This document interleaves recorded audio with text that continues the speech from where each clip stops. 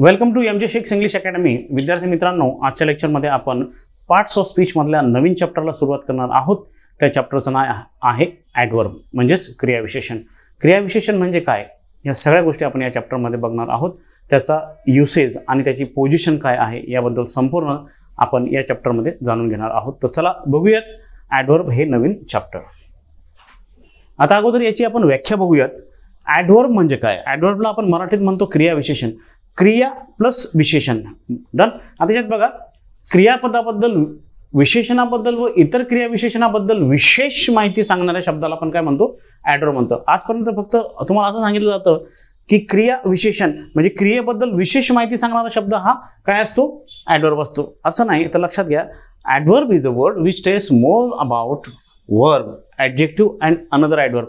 खरं म्हटलं तर तो प्रिपोजिशन बद्दल पण माहिती सांगतो, कंजंक्शन बद्दल पण माहिती सांगतो. आपण ते बघणारच आहोत. लक्षात घ्या, इथे फक्त काय आहे, एक जस्ट डेफिनेशनच्या हिशोबाने त्याचे डेफिनेशन काय आहे? Adverb is a word which tells more about verb, adjective or another adverb. Done. आता इथे बघा, for example, Gopal writes quickly. आता क्विकली याच्यात काय आहे? हा ॲडव्हर्ब आहे. आता ह्या वाक्यामध्ये बघा, तो कशाबद्दल माहिती सांगतोय?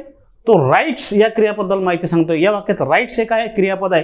गोपाल लिहितो, पण कसं लिहितो? जर असा प्रश्न, हाऊ डज गोपाल राईट असं जर म्हटलं तर राईट्स, या राईटचं उत्तर इथं काय येणार? क्विकली येणार. म्हणजे राईट बद्दल माहिती सांगणार कोण? क्विकली. क्विकली या वाक्यात ॲडव्हर्ब आहे. लिहितो, पण कसा लिहितो? क्विकली लिहितो, जलद लिहितो.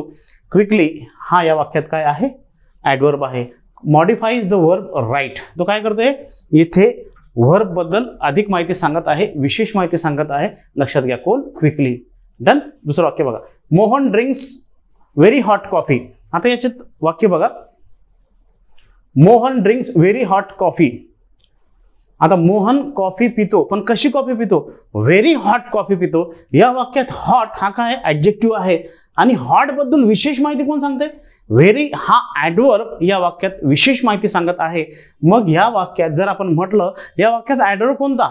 तर या वाक्यात ॲडव्हर्ब आहे व्हेरी, जो हॉट या ॲडजेक्टिव्ह बद्दल विशेष माहिती सांगत आहे. लक्षात घ्या, म्हणजे तो कशाबद्दल माहिती सांगतोय? मॉडिफाईज ॲडजेक्टिव्ह हॉट.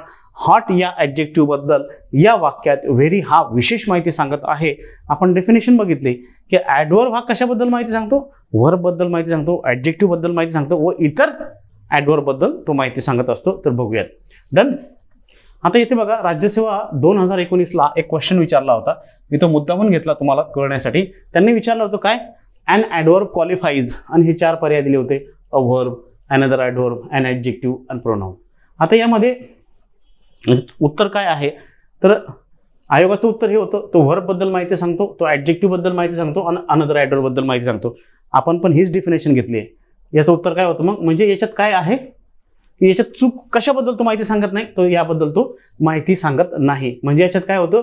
डी हा काय होता? इनकरेक्ट पार्ट होता.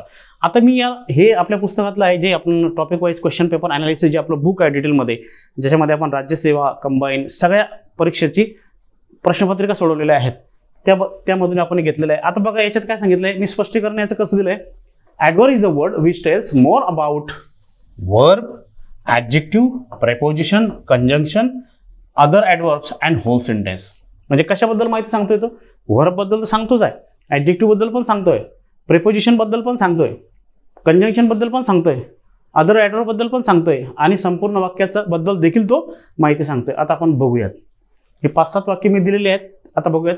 Rahim speaks fluently. आता स्पीक्स या वाक्यात काय? वर्ब आहे.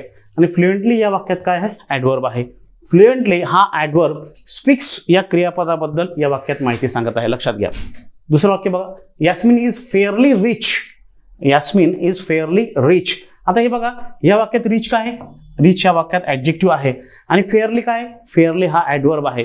या वाक्यात फेअरली, रिच या ॲडजेक्टिव्ह बद्दल माहिती सांगत आहे. म्हणजे विशेषणाबद्दल, ॲडजेक्टिव्ह बद्दल तो माहिती सांगत आहे.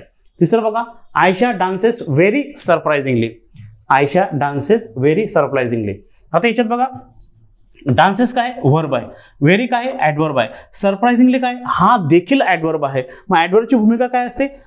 It also tells more about another adverb. म्हणजे सरप्राइझिंगली बी या ॲडव्हर्ब आहे, व्हेरी देखील ॲडव्हर्ब आहे. ॲडव्हर्बची डेफिनेशनच आहे की तो इतर ॲडव्हर्ब बद्दल देखील माहिती सांगतो. मग या वाक्यात काय आहे, इतर क्रियाविशेषणाबद्दल म्हणजे अनदर ॲडवर्ब बद्दल तो माहिती सांगत आहे. तिसरं बघा, the helicopter hovered exactly over his house. आता ह्या वाक्यात बघा एक्झॅक्टली काय ॲडवर्ब आहे, ओव्हर काय आहे प्रेपोजिशन आहे.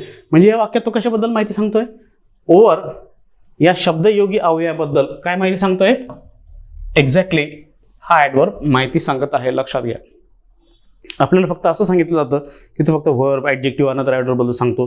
हे डिटेल तुम्हाला सांगण्याचं कारण हेच होतं की असा जर परीक्षेत तुम्हाला प्रश्न विचारला गेला सरळ सेवेला किंवा इतर तत्सम परीक्षेला तर ते तुम्ही लक्षात घ्या. पुढे, I dislike her simply because she smokes. आता याच्यात बघा सिम्पली हा काय ॲडवर्ब आहे, बिकॉज काय आहे कंजंक्शन आहे. आता ह्या वाक्यात कंजंक्शन बद्दल तो काय माहिती सांगतोय, कोण माहिती सांगतोय, सिम्पली हा ॲडवर्ब कंजंक्शन बद्दल माहिती सांगत आहे. मग लक्षात घ्या, उभयन्वयी अवयवाबद्दल म्हणजे कंजंक्शन बद्दल तो माहिती सांगत आहे. कोण, सिम्पली हा ॲडवर्ब माहिती सांगत आहे. लक्षात घ्या. पुढे, fortunately no one was hurt.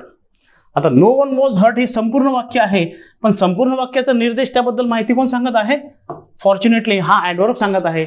म्हणजे इथं काय तो संपूर्ण वाक्याबद्दल होल सेंटेन्स बद्दल तो माहिती सांगत आहे. बरोबर आहे. तर खाली मी असं त्याचं एक्सप्लेनेशन दिलं होतं, an adverb qualifies a verb another adverb an adjective. वरील ॲडवर्बची व्याख्या असून तो प्रोनाउन बद्दल माहिती सांगत नाही, म्हणून त्याचं उत्तर काय येईल, त्याचं उत्तर 2 येईल. कोणतं, जे मी सांगितलं तुम्हाला त्याचं उत्तर काय आहे, डी इज इनकरेक्ट हे त्याचं उत्तर येईल. म्हणजे तुम्हाला लक्षात असायला पाहिजे की स्वरूप काय आहे, परीक्षेत कसं विचारलं जातं. ही राज्यसेवेला 2019ला प्रश्न विचारलेला होता. मग लक्षात घ्या, तुम्हालाही जर असा प्रश्न विचारला तर लक्षात ठेवा, हे त्याचं एक्सप्लेनेशन